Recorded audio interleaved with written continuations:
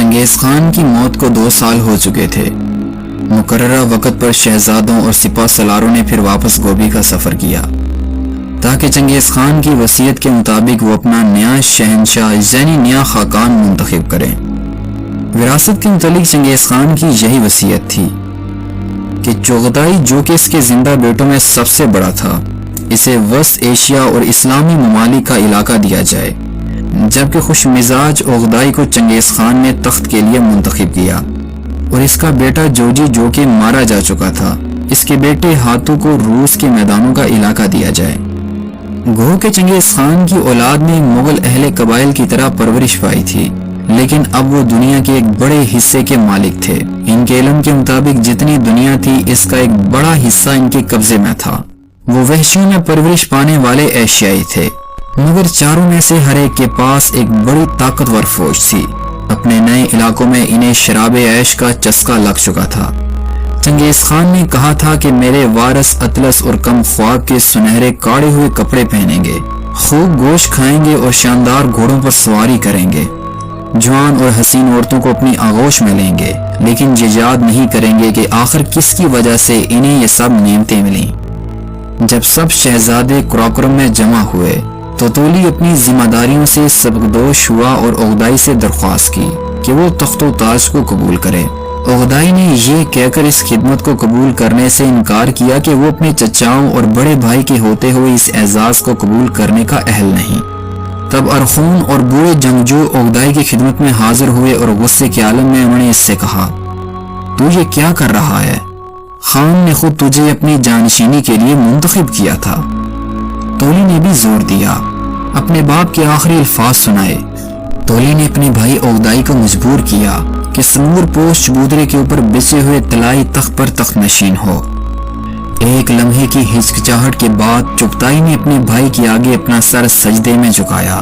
قرلتائی کے شامیانے میں جتنے سردار اور امیر تھے سب نے یہی کیا اور عقدائی کو خاقان منتخب کر لیا گیا۔ پورے مجمع نے باہر نکل کے جنوب مشرق میں آفتاب کی طرف سر جھکایا اور سارے لشکر نے ایسا ہی کیا۔ اس کے بعد ضیافت کا ایک طویل دور شروع ہوا۔ جو خزانہ چنگیز خان نے چھوڑا تھا، جو دولت نامعلوم دنیا کے چاروں گوشوں سے اکٹھی کی گئی، وہ سب دوسرے شہزادوں، امیروں، افسروں اور فوج کے مغلوں پر نچھاور کر دی گئی۔ عقدائی نے ان سب لوگوں کی خطائیں معاف کر دیں جو اس کے باپ کے مرنے کے وقت تک اب تک کسی نہ کسی جرم میں ملوث تھے۔ اس زمانے کے اور مغلوں کے مقابل عقدائی نے بڑی رواداری سے حکومت کی۔ وہ چینی وزیر کے مشورے پر عمل کرتا۔ اس نے ایک موقع پر چنگیز خان کے سپہ سالار سوبدائی بہادر کی مخالفت کی جب یہ ارخون تولی کے ساتھ سنگ کے علاقے میں جنگ کر رہا تھا اور ایک بڑے شہر کے باشندوں کا قتل عام کرنا چاہتا تھا۔ اس ہوشیار مشیر نے یہ دلیل دی کہ ان کئی برسوں میں ہماری فوج رایا کے پیدا کیے ہوئے غلے اور اس کی دولت کی بنا پر لڑتی رہی ہے۔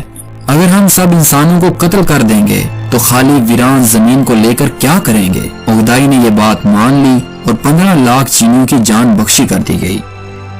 سکندر اعظم کی سلطنت کے برعکس چنگیز خان کی مغل حکومت اس کے مرنے کے بعد جوں کی توں برقرار رہی۔ اس نے مغل قبیلوں کو ایک حاکم کا فرما بردار بنا دیا تھا، ان کے لیے یاسا کا قانون بنایا تھا۔ اس فاتح نے اپنے جانشینوں کو سب سے زیادہ اہم چیز جو ورثے میں عطا کی وہ مغل فوج تھی۔ اس کے وصیت کے مطابق مغل عروت عقدائی کے پاس رہے گا۔ مزید یہ کہ چنگیز خان کے بیٹوں کو سوبدائی بہادر جیسے جرنیل وراثت میں ملے جو سلطنت کی حدود وسیع کرنے کے کام کے لیے بہت موزوں تھے۔ چنگیز خان نے اپنے بیٹوں اور اپنی رعایا میں یہ خیال مضبوطی سے قائم کر دیا تھا کہ مغل ہی دنیا کے قدرتی طور پر مالک ہیں۔ بحیرہ خزر کے مشرق کے علاقوں مثلاً آرمینیا میں مغلوں کی حکومت مستحکم ہو چکی تھی۔ اسی زمانے میں سوبدائی بہادر اور تولی دریائے ہوانگ ہو کے جنوب میں دور تک چلے گئے اور چینیوں کے باقی علاقوں کو فتح کر لیا۔ 1235 عیسوی میں عقدائی نے دوبارہ قرلتائی طلب کی، جس کا نتیجہ یہ نکلا کہ مغلوں کی فتوحات کے دوسرے اہم دور کا آغاز ہوا۔ باتو جو کہ زرین خیل کا اولین خان تھا، سوبدائی بہادر کی ہمراہی میں مغرب کو بھیجا گیا، جس کی وجہ سے یورپ میں ویانا کے دروازوں تک سارے علاقے میں کہرام مچ گیا۔ دوسری فوجوں نے کوریا، چین اور جنوبی ایران میں جنگ کا سلسلہ جاری رکھا۔ فتوحات کی یہ موج 1241 عیسوی میں عقدائی کی موت کے بعد واپس سمٹ آئی اور صوبدائی جو تلا ہوا تھا کہ یورپ کو فتح کر کے رہے گا، ایک مرتبہ پھر اسے واپس بلا لیا گیا۔ اس کے بعد کے 10 سال کشمکش میں گزرے۔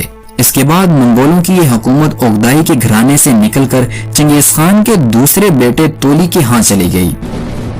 پھر مغلوں کی فتح کی تیسری اور سب سے بھاری فوج دنیا پر چھا گئی۔ کوبلیائی کے بھائی ہلاکو نے صوبدائی بہادر کے بیٹے کی مدد سے عراق پر حملہ کیا، بغداد اور دمشق کو فتح کیا اور خلافت کی طاقت کو ختم کر دیا۔ اس کے بعد مغلوں نے صلیبی علاقے انطاکیہ پر قبضہ کیا۔ مغل ایشیائی کوچک میں سمرنا تک گھس گئے۔ تقریباً اسی زمانے میں کوبلیائی خان نے جاپان پر حملہ کرنے کے لیے بحری بیڑا تیار کیا اور اپنی سرحدیں تلایا تک وسیع کی اور تبت کے اس پار بنگال تک پہنچ گیا۔ کوبلیائی خان کا دور حکومت 1259 عیسوی سے لے کے 1294 عیسوی تک رہا۔ اس کا دور مغلوں کا عہد زریں سمجھا جاتا ہے۔ کوبلیائی خان نے اپنے آباء و اجداد کی بود و باش کا طریقہ چھوڑ دیا۔ اس نے اپنا دربار چین میں منتقل کیا۔ اس کی عادات اور اطوار مغلوں کے مقابلے میں چینیوں سے زیادہ ملتی جلتی تھیں۔ اس نے بڑی میانہ روی سے حکومت کی اور اپنی عوام کے ساتھ انسانیت کا سلوک کیا، لیکن دربار کو چین منتقل کرنا مرکزی سلطنت کے ٹوٹنے کا شگون تھا۔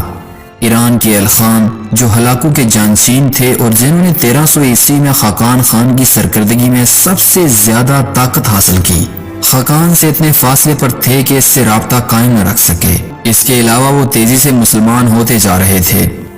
روس کی طرف زریں خیل کا بھی یہی حال تھا۔